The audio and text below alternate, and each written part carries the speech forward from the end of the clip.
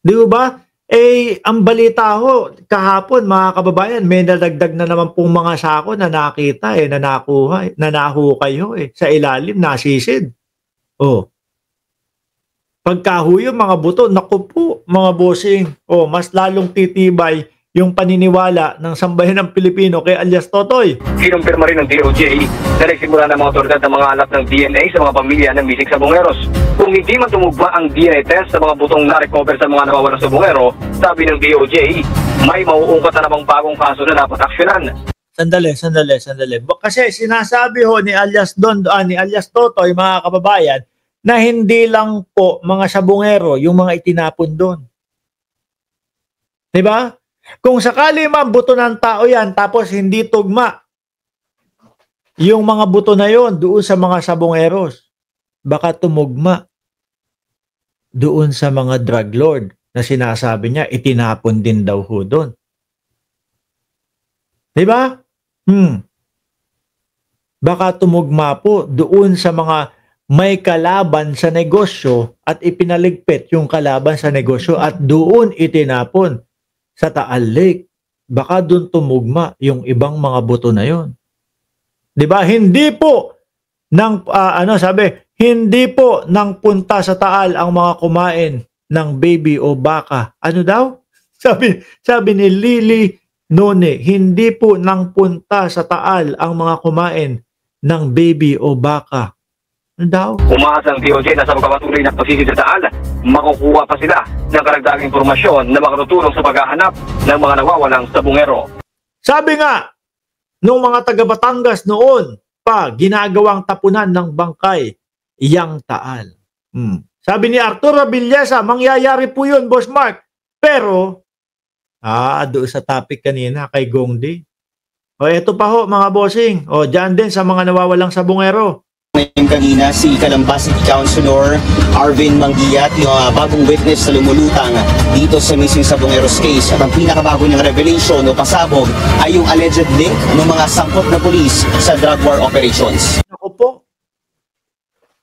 yung mga sangkot na pulis sa drug war operation, kumbaga sinasabi, sangkot din dito sa mga nawawalang sabongero. Ulitin nga natin. Susigo muli natin nakapanayam kanina si Calamba City Councilor Arvin Manguiat, yung bagong witness na lumulutang dito sa missing sabongeros case, at ang pinakabago niyang revelation o pasabog ay yung alleged link ng mga sangkot na pulis sa drug war operations.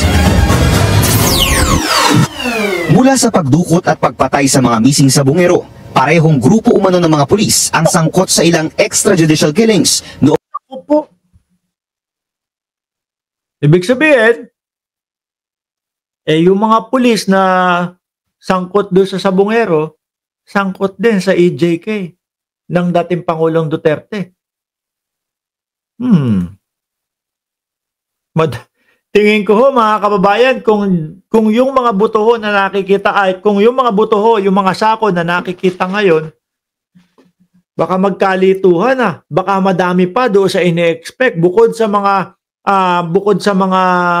drug lord, bukod doon sa mga sabongero, baka may mga iba pa talaga. At mukhang totoo yung sinasabi ng mga taga Batangas daw na tapunan talaga ng patay. Ang kasagsagan ng madugong war on drugs. Marami sa kanila, intelligence officers. Yan ang kinumpirma ng bagong lumulutang na witness sa kaso ng mga missing sabongero, si Calamba City Councilor Arvin Manguiat, ang dating kapitan na siyang inambush at tinangkang patayin umano ng bilyonaryo at gambling tycoon na si Atong Ang. Atong Ang na naman ang sinasabi. Tapos mapagkamalang sangkot sa panchochope. Intel operatives. Sila yung mga nasa Intel. Sila yung nanguhuli sa gambling, sa drugs.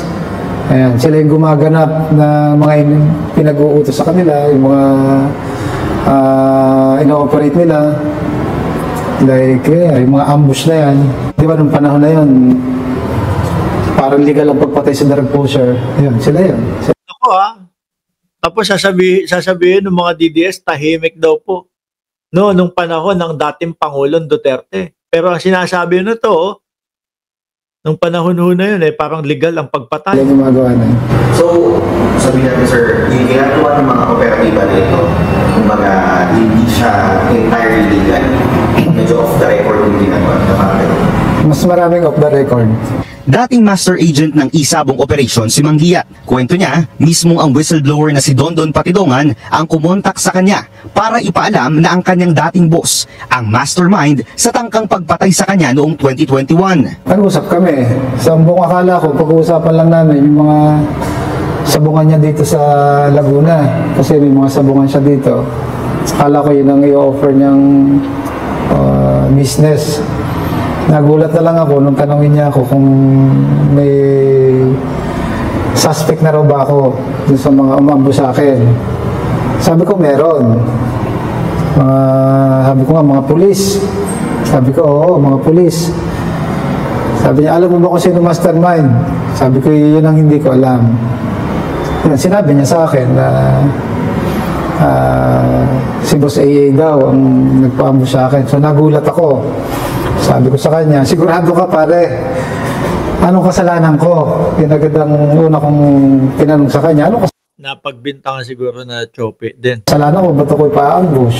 Paglalahad ni Manggiyat, bigla umano siyang nasama sa High Valley Targets noong 2021. Ito yung listahan ng mga personalidad na sangkot umano sa iligal na droga. Depensa niya, wala siyang kinalaman dito at pauna nang natanggal ang kanyang pangalan sa listahan. Mukhang nagtutugma, no? Yung mga pulis na sinasabi, di umano, nasangkot dyan sa mga sabungero, yun din ang mga pulis na sangkot din sa EJK. Sabi ni Gracious Grace, sino naman yan? Bro, CA. Di ba si Ramon Revilla, si Pepeng Agimat? Tuloy. Kaya laking gulat niya nang malamang muli pala itong ibinalik isang araw matapos maganap ang pag-ambush sa kanya. And then after nung ambush sa akin, tinawagan ako ng opisyal na tumulong sa akin para matanggal yung pangalan ko sa HBT. Tinanong niya ako, ano nangyari? Sabi ko, sir, ito na-ambush. Sino daw suspect ko? Sabi ko, yung mga dati pa rin, sir. O, di ba wala na naman yung pangalan mo sa HBT? Sabi ko, oo nga, sir. So, ginawa niya, binarify niya ulit. So, nung day na ma-ambush ako, kinabukasan, ibinalik yung pangalan ko sa HBT. Ani Manggiyat, hindi umano pumasok sa kanyang isip na si Ang ang nasa likod ng ambush sa kanya. Kaya nagulat umano siya sa inilahad ni Patidongan. Tinanong niya ako kung sino yung mga suspect ko. So sinabi ko mga pulis. Sabi niya sino. So sinabi ko isa-isa sa kanya. And then sinabi niya, oh, tama, yan nga yung mga umambush sa'yo. Yan din yung mga nakakausap niya tungkol sa mga nawawalang magsasabong. Una nang inilahad ni Justice Secretary Boying Remulla sa Billionaire News Channel na intertwined ang missing sabongeros sa mga patayang naganap noong administrasyon ni dating Pangulong Rodrigo Duterte. Grabe, ano? Ang dami pa nating malalaman dito, mga kababayan. Hindi lang ho ito, kumbaga, matatapos ng ganyan-ganyan. Mukhang madaming twist eh. Madami pa tayong maririnig na balita po na ikagugulat ho natin, mga bossing. Kinumpirma ni Manggiyat sa news team na kilala niya ang karamihan sa mga pulis na kasalukuyang nasa restrictive custody ng PNP. Pero daragdagan pa raw niya ito ng 3 sarhento at 1 police colonel.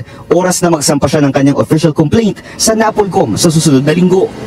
At ayan ho, padami ng padami yung nasasangkot at padami ng padami yung mga binibigay na pangalan.